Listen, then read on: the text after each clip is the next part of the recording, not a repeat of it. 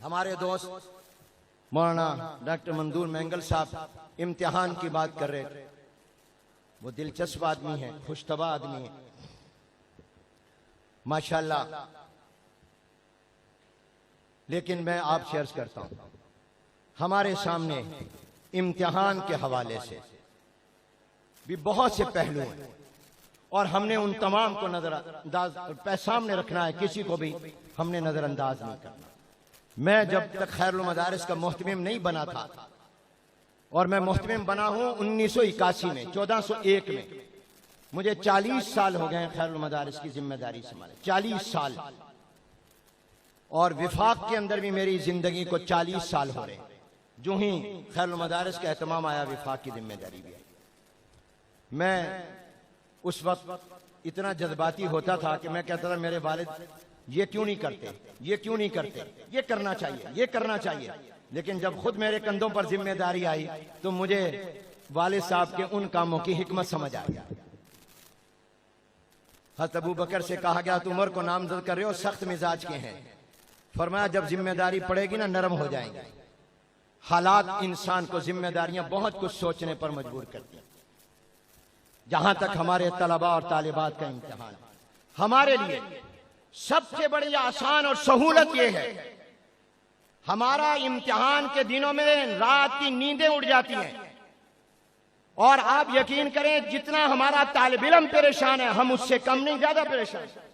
ان کو امتحان دینے کی فکر، ہمیں لینے کی فکر. اور ان کی فکر امتحان کے دنوں میں شروع ہوتی ہے، ہماری اس سے 6 مہینے پہلے شروع ہو جاتی ہے اس کی تیاری کے حوالے سے. ہمارے لیے سب سے بڑی سہولت ہے کہ ہم طالب علم کا امتحان، طالبہ کا امتحان نہ لیں. ہم بہت بڑی ذمہ داری سے، بوجھ سے بچ جاتے ہیں. ہمارے لیے تو اس میں طالب علم سے زیادہ سہولت. ہمیں کوئی شوق نہیں ہے اپنے اوپر بوجھ ڈالنے کا، اس لیے کہ بوجھ ڈالیں گے امتحانی سینٹر بناؤ، نگران عملہ مقرر کرو، 2 بھاگ دوڑ کرو، نگرانی کرو، علماء بلاؤ، مارکنگ کراؤ، دن رات ان کے ساتھ رہو. ہم کئی دن تک کہیں جا نہیں سکتے، اتنی ہماری ذمہ داری ہوتی ہے. پرچوں کو محفوظ رکھنا ہے، سوالیہ پرچہ پورے ملک میں جانا، آؤٹ نہ ہو جائے. ہم بڑے عجیب صورتحال سے گزرتے ہیں. ہاں سب سے بڑا تو ہمارے لیے سہولت ہے کہ یہ فیصلہ وفاق کر دیں امتحان نہیں ہوگا، بغیر امتحان کے ترقی دیں. لیکن میرے دوستو، اس کا دوسرا پہلو یہ ہے کہ ہمیں طالب علم کے مستقبل کو اور حال کو اور فائدے کو سامنے رکھنا ہے. طالب علم ہمارے بیٹے ہیں، طالبات ہماری بیٹیاں ہیں، یہ بمنزل اولاد کے ہیں اور وفاق بمنزل والد کے ہیں. ان کو ان کے نفع کو پیش نظر رکھنا ہے، نقصان کو بھی.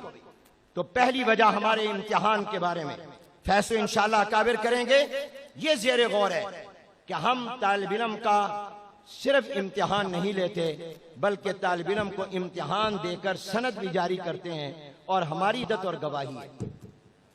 اور ہم صرف دورے کی سند جاری نہیں کرتے، ہم ان کو متوسطہ کی، حفظ قرآن کی اور عامہ کی، خاصہ کی، عالیہ کی، عالمیہ کی بھی شہادتیں، گواہیاں جاری کرتے ہیں. اور ہماری سند میں لکھا ہوا ہے، ہم گواہی دیتے ہیں کہ اس طالب علم نے وفاق کے تحت فلاں سال فلاں مدرسے سے امتحان دیا. اب ہمارے لیے 2 راستے ہیں، امتحان بھی نہ لیں اور طالب علم کو سند بھی نہ دیں. کیونکہ سند میں تو گواہی لکھا ہوا ہے، تو امتحان نہ لیں اور سند نہ دیں. ایک راستہ یہ ہے، اور ظاہر ہے کہ طالب علم کہے گا نا مجھے دو، دغا دا خار کڑے دا، مجھے کیوں سند نہیں دی. ہمارا سراکی کہے گا استاد یہ کیا کریں دے پہ ہو، میرا جڑا ساتھی ہے میرے تو پہلے پڑھدا ہی ہوں دے کول 10 سنداں ہیں، میرے کول 1 سند ہے، میرے کول 2 سنداں ہیں. ہم ان کو سند دیں یا نہ دیں، امتحان نہ لیں اور سند نہ دیں، کیونکہ تو امتحان لینا پڑے گا، اس میں گواہی لکھی ہوئی ہے. ہم کیسے بغیر امتحان کے گواہی دے دیں. دوسری بات، ہمارا طالب علم معادلہ لیتا ہے HEC سے. اپنی دورے کی سند کی بنیاد پر نچلی سندیں بھی دینی پڑتی ہیں، اور وہ پھر معادلہ ایکویلنسی لیتا ہے ہائر ایجوکیشن کمیشن سے کہ یہ سند ایم اے عربی اور ایم اے اسلامیات کے برابر ہے. اور ہائر ایجوکیشن کمیشن نے اعلان کیا ہے کہ ہم بغیر امتحان کے پروموشن اور ترقی کی بنیاد پر کسی کو معادلہ جاری نہیں کریں گے. ہم ان کو کوئی ایکویلنسی نہیں دیں گے. اس کو ملک اور بیرون ملک کسی وقت بھی ضرورت پڑ سکتی ہے دین کی خدمت کے لیے، اپنی سند کی بنیاد پر معادلہ ہوگا تو آگے کام کر سکے گا۔ اور ابھی جو گورنمنٹ نے میٹرک اور ایف اے کو بغیر امتحان لیے پروموٹ کرنے کا کہا، اس پر بھی وزارت قانون نے اعتراض لگا دیا ہے کہ قانون اس بات کی اجازت نہیں دیتا کہ بغیر امتحان کے پروموٹ کیا جائے، قانون میں کوئی ایسی گنجائش نہیں۔ ہم نے بہت سی متبادل تجویزوں پر بھی غور کیا ہے اور کر رہے ہیں، لیکن جہاں تک طالب علم اور طالبات کی یہ بات ہے کہ 4-5 ماہ میں ہمارا کتاب سے تعلق نہیں رہا، ہم امتحان کی تیاری نہیں کر سکے، کرنے والے تھے کہ امتحان ملتوی ہو گیا، یہ ہمارے سامنے ہے، ہم انشاءاللہ اس کا خیال رکھیں گے۔ یہ تمام پہلو وفاق کے اکابر کے سامنے موجود ہیں اور انشاءاللہ ہم ایک اجتماعی نظم میں ہیں۔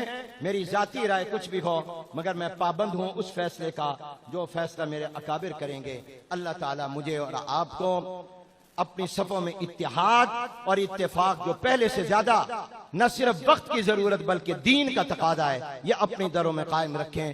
میں ایک ہی بات کہتا ہوں، اتحاد اور اتفاق اور اعتماد اور احترام، اپنے درمیان اتحاد قائم کرو، اعتماد قائم کرو اور اپنے درمیان احترام قائم کرو۔